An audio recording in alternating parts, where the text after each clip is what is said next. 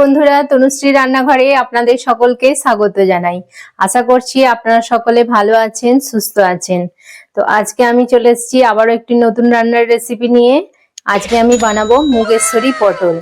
এটা খেতে কিন্তু খুব সুন্দর হয় আর খুব অল্প উপকরণ দিয়ে, মানে ঘরে থাকা যেসব উপকরণ আমাদের কাছে থাকে সেই দিয়েই আমরা কিন্তু খুব সহজেই ঝটপট ভাবে এটা বানিয়ে ফেলতে পারবো। আর যারা পটল খেতে পছন্দ করেন না তারা এই রেসিপিটা একদম চেটে পুটে খাবে, এতটাই ভালো হয় খেতে। তো এই মুগেশ্বরী পটল বানানোর জন্য আমি 250 গ্রাম পটল নিয়েছি আর পটলটাকে খোসা ছাড়িয়ে ভালো করে ধুয়ে নিয়েছি আর দুদিকে আমি একটু করে কেটে নিয়েছি যাতে মশলাগুলো ভেতরে ভালোভাবে প্রবেশ করে। আর নিয়েছি মুগের ডাল। তো মুগের ডাল নিয়েছি আমি একটা ছোট কাপের 1 কাপ মতো মুগের ডাল নিয়েছি। আপনারা কম বেশি করে নিতে পারেন, যতটা আপনাদের প্রয়োজন লাগবে সেই অনুযায়ী নিয়ে নেবেন। তাহলে চলুন রান্নাটা ঝটপট শুরু করে দিই। প্রথমেই আমরা ডালটাকে একটু শুকনো খোলায় ভেজে নেব, সেই জন্য আমি গ্যাসে একটা কড়া বসিয়ে দিয়েছি। কড়াটাকে ভালোভাবে আমি গরম করে নিয়েছি। এবার আমি ডালটা এর মধ্যে দিয়ে দেবো, দিয়ে শুকনো খোলায় ভালো করে এটাকে একটু ভেজে নেব, লাল লাল করে, যতক্ষণ না এ থেকে একটা সুন্দর গন্ধ বেরোচ্ছে আর একটু কালার আসছে লাল লাল মতো, ততক্ষণ আমি ডালটাকে ভালো করে একটু ভেজে নেব। সুন্দরভাবে ভাজা হয়ে গেছে আর একটা কি সুন্দর লাল কালারও এসে গেছে আর খুব সুন্দর একটা গন্ধও বেরিয়েছে। এরকম অবস্থায় এবার ডালটাকে আমি একটা পাত্রে ঢেলে নিচ্ছি, নিয়ে এবার এটাকে আমি জল দিয়ে একটু ভিজিয়ে রাখবো। এতে জল দিয়ে দিচ্ছি, দিয়ে এটাকে ভিজিয়ে রাখবো যাতে ডালটা ভালোভাবে ফুলেও যাবে আর খুব সুন্দর নরমও হয়ে যাবে। ডালটা যতক্ষণ ভিজানো হচ্ছে ততক্ষণ আমি এবার পটলটা ভেজে নেব। 2 hours later. এবার পটলটা আমি ভেজে নেব। তো পটলটা ভাজার জন্য আমি পটলে একটু নুন মাখিয়ে নেব, নুন আর হলুদ মাখিয়ে নেব। নুন দিয়ে দিলাম আর এবার একটু হলুদ দিয়ে দিচ্ছি, দিয়ে এটাকে ভালো করে মেখে নেব। পটলগুলোর গায়ে ভালো করে নুন আর হলুদটা দেখুন আমি সব মাখিয়ে নিচ্ছি। এইভাবে সব পটলগুলোর গায়ে নুন আর হলুদ আমি ভালো করে মাখিয়ে নিয়ে এবার এটাকে ভাজবো। তো ভাজার জন্য আমি তেলও গরম হতে বসিয়ে দিয়েছি। কড়াই দেখুন আমি 3 টেবিল চামচ সরষের তেল দিয়ে দিয়েছি। তেলটা আমার মোটামুটি গরম হয়ে গেছে। আমি এবার পটলগুলোকে এক এক করে তেলে ছেড়ে দেব। তেলটা ভালোভাবে গরম হয়ে গেছে, এবার আমি পটলগুলো সব দিয়ে দিচ্ছি।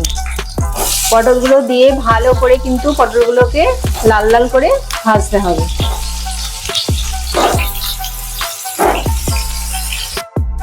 পটলগুলো দেখুন খুব সুন্দর করে লাল লাল করে ভাজা হয়ে গেছে। এবার আমি পটলগুলো সব তুলে নিচ্ছি। বন্ধুরা, পটলটা আমার ভালোভাবে ভাজা হয়ে গেছে। এবার আমি একটা মশলা তৈরি করে নেব, সেই জন্য আমি একটা বাটি নিয়েছি। বাটির মধ্যে দিয়ে দিচ্ছি 1/2 চামচ লঙ্কার গুঁড়ো, 1/2 চামচ হলুদের গুঁড়ো, 1/2 চামচ কাশ্মীরি লঙ্কার গুঁড়ো, 1/2 চামচ ধনের গুঁড়ো আর 1/2 চামচ জিরের গুঁড়ো। এবার এটাকে জল দিয়ে একটু মিশিয়ে নিয়ে এটা ভিজিয়ে রাখবো। মশলাটা ভালোভাবে মানে ফুলেও যাবে আর এইভাবে মশলা রেডি করে রান্না করলে কালারটাও কিন্তু খুব সুন্দর আসে আর স্বাদটাও খুব ভালো হয়। তো এটা এবার আমি একটু ভিজিয়ে রাখবো। এবার আমি রান্নাটা শুরু করছি। তো সেই জন্য আমি প্রথমে কড়ায় 3 চামচ মতো সর্ষের তেল দিয়ে দিয়েছি আবারও। তো তেলটা আমার ভালোভাবে গরম হয়ে গেছে। এবার আমি ফোড়নের জন্য দিয়ে দিচ্ছি দেখুন 2টো এলাচ, একটা দারচিনির টুকরো আর কয়েকটা লবঙ্গ। এলাচটাকে অবশ্যই একটু ফাটিয়ে দিতে হবে। এটা দিয়ে দিলাম। এবার দেব অল্প একটু জিরে, 2টো শুকনো লঙ্কা। আর ভালো করে এটাকে তেলের সাথে আমি মিশিয়ে নেব। এটাকে কয়েক সেকেন্ড আমি হালকা আঁচে ভেজে নেব। মশলাটা ভাজা হয়ে গেছে আর এ থেকে খুব সুন্দর একটা গন্ধ বেরিয়েছে। এবার আমি এতে 1/2 চামচ মতো হিং দিয়ে দিচ্ছি। হিংটা দিলে কিন্তু খুব সুন্দর স্বাদটা হয়, তবে যদি কেউ পছন্দ না করেন নাও দিতে পারেন। আর দিয়ে দেব একটুখানি আদাকে আমি গ্রেট করে রেখেছি, সেই আদাটা আমি দিয়ে দিচ্ছি 1 চামচ মতো। এবার ভালো করে আদাটাকে আমি একটু ভেজে নেব, কারণ আদার একটা কাঁচা গন্ধ থাকে, সেই কাঁচা গন্ধটা যতক্ষণ না যাচ্ছে আমি ভালো করে এটাকে একটু তেলের সাথে ভেজে নেব। ভাজা হয়ে গেছে, তবে খুব বেশি কিন্তু আদা ভাজা যাবে না, তাহলে কিন্তু আদা তেতো হয়ে যাবে। কয়েক মিনিট মানে 1-2 মিনিট মতো একটু আদাটাকে ভেজে নিয়ে এবার আমি আদাটা যেহেতু ভাজা হয়ে গেছে, এবার যে মশলাটা আমি রেডি করে রেখেছিলাম সেই মশলাটা এবার আমি দিয়ে দিচ্ছি। মশলাটা দিয়ে ভালো করে কিন্তু একটু কষাতে হবে।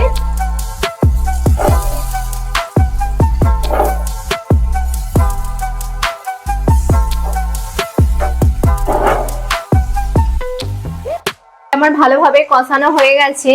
এবার দেখুন যে ডালটা আমি ভিজিয়ে রেখেছিলাম, তো সেই ডালটা দেখুন এবার কত সুন্দর ফুলে গেছে। ডালটাকে আমি জল থেকে ভালো করে ছেঁকে ধুয়ে নিয়েছি। এবার ডালটা আমি দিয়ে দিচ্ছি।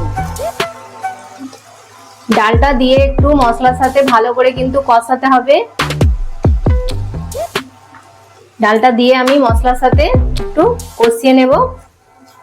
এইভাবে ডালটাকে দিয়ে কষিয়ে নিলে কিন্তু ডালটা খুব সুন্দর মানে টেস্টে হয়।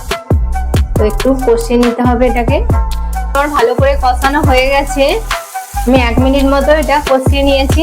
এবার আমি অল্প একটু জল দিয়ে দেবো। বেশি জল দিলে হবে না, একবারে অল্প অল্প করে দিতে হবে। দেখুন অল্পই একটু দিয়েছি জল, আর জল দেব না এখন, যদি প্রয়োজন হয় পরে আমি দেব। এবার এটাকে আমি চাপা দিয়ে একটু সেদ্ধ হতে দেব, আর এই সময় গ্যাসের ফ্লেমটা কিন্তু লোয়ে থাকবে। বন্ধুরা ডালটা আমার ভালোভাবে সেদ্ধ হয়ে গেছে, আমি আবার খুলে আপনাদেরকে দেখাচ্ছি। দেখুন জলটা অনেকটাই মরে গেছে, আর ডালটা আমার ভালোভাবে সেদ্ধ হয়ে গেছে। খুব কিন্তু ডালটা নরম বা গলিয়ে ফেললে হবে না। দেখুন আমি টিপে দেখাচ্ছি, ঠিক এরকম মানে সেদ্ধ হয়ে যাবে, অথচ গোটা গোটা থাকবে, সেরকম সেদ্ধ করে নিতে হবে। তো এবার আমি এতে পটলটা দিয়ে দেব। এই ভাজা পটলটা ছিল সেটা এবার দিয়ে দিলাম। এতে অনুযায়ী লবণ দিয়ে দিচ্ছি, আর দিয়ে দেবো চিনি। যে কোনো নিরামিষ রান্না একটু মিষ্টি মিষ্টি খেতে কিন্তু ভালো লাগে, তো আপনাদের স্বাদ অনুযায়ী চিনিটা দিয়ে দেবেন।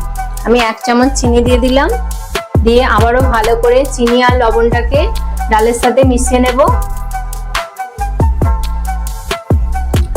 এবার এতে দিয়ে দেব আমি 1 বাটি দুধ। দুধটা দিয়ে দিলাম, দিয়ে ভালো করে আমি এবার ডালের সাথে পটলের সাথে এটা মিশিয়ে দিচ্ছি। তবে ফুটে গেছে, আমি এবারে এটা চাপা দিয়ে দিচ্ছি, দিয়ে গ্যাসের ফ্লেমটা একদম কমিয়ে দেব।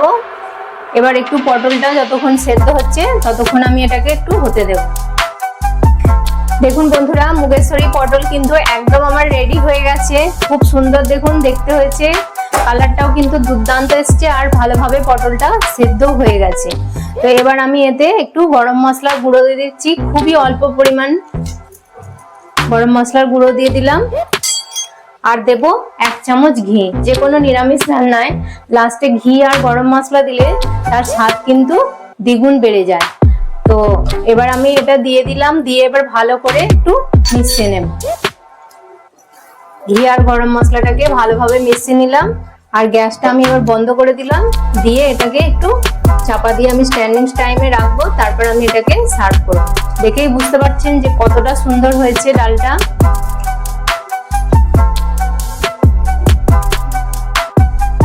বন্ধুরা আমি এবার এটাকে প্লেটিং করে দিচ্ছি।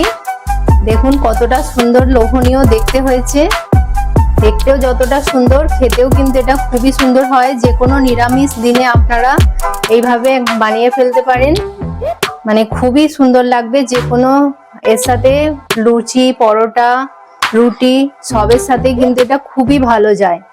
নিরামিষ দিনে এরকম একটা রেসিপি থাকলে একদম জমে যাবে। তো আশা করছি আপনাদেরও এই রেসিপিটা ভীষণ ভালো লেগেছে, আর আপনাদের কাছে অনুরোধ রইল একবার এইভাবে বানিয়ে দেখবেন কতটা সুন্দর খেতে হয়। পটল যারা পছন্দ করেন না তারাও কিন্তু একদম চেটে পুটে খাবে এই রেসিপি। তো আশা করছি আপনাদের ভীষণ ভালো লাগবে, আর যদি ভালো লেগে থাকে তাহলে লাইক করবেন, কমেন্ট করবেন, আর তনুশ্রী রান্নাঘর চ্যানেলটিকে অবশ্যই সাবস্ক্রাইব করে দেবেন। যারা আমার চ্যানেলে নতুন দেখছেন অবশ্যই তাদের কাছে অনুরোধ রইল আমার চ্যানেলটাকে সাবস্ক্রাইব করে দেওয়ার জন্য, আমার পাশে থাকার জন্য। তো আর এই রেসিপিটি আপনার বন্ধু বান্ধবদের মধ্যে প্লিজ শেয়ার করে দেবেন। ততক্ষণ আপনারা ভালো থাকবেন, সুস্থ থাকবেন। আপনাদের সাথে দেখা হবে আবার একটি নতুন রান্নার ভিডিওতে। নমস্কার, টাটা।